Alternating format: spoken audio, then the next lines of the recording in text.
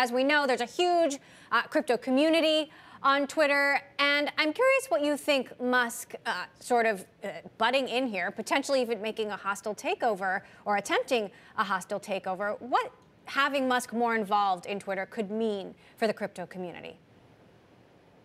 The crypto community is extremely fond of Elon Musk, and he, in some ways, I think, is lead degen amongst the believer crowd.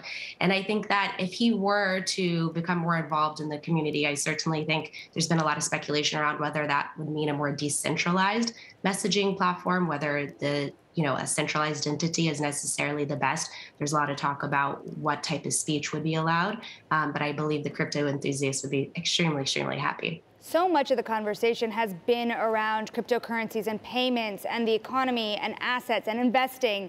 Twitter does allow for some of this through the Lightning Network. How then does social media and commerce start to merge? I think this is one of the big areas that has been not fully realized yet in the crypto space, is a social network that is entirely crypto native. And I think there's a couple of different ways that it could come about. I think as you're mentioning messaging, if we think about a crypto native messaging solution, whether that is happens through an existing messaging network or separate, there's a lot of really interesting players saying, hey, how do you message somebody who has a wallet that you can see there's really interesting stuff in it? You might share some affinities or identities, but you don't have no way to contact them. So there needs to be a core messaging infra layer, both the application and infra layer, to kind of solve this.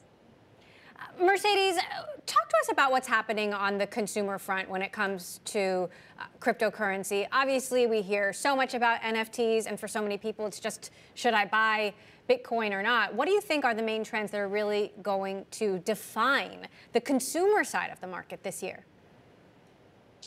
I think one of the really big areas that there was a lot of talk about last year, but continues to be this year, is DAO tooling. DAOs, decentralized autonomous organizations, are a new type of entity where people form around an interest or a purpose. There's the Ukraine DAO, there's the climate DAOs, there's DAOs focused on sports, where investors in DAO-like companies that are not fully DAOs, but companies like fan-controlled football as well. And we think that these organization types are going to be a really popular way for people to collectively organize and vote and act together on the interest area that they care about. And so I think that DAOs really need right now a discovery layer and an aggregation layer to say, hey, here's all these interest areas you might have.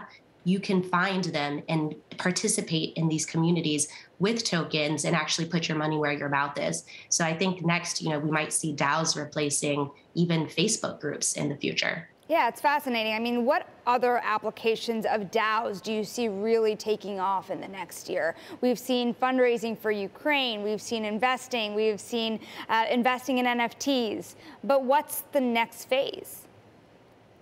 It's a great question. I wish I had the crystal ball, but I think that we're going to continue to see people say, hey, we're interested in doing this collective action. It might be investment clubs. This is a big one that we're seeing.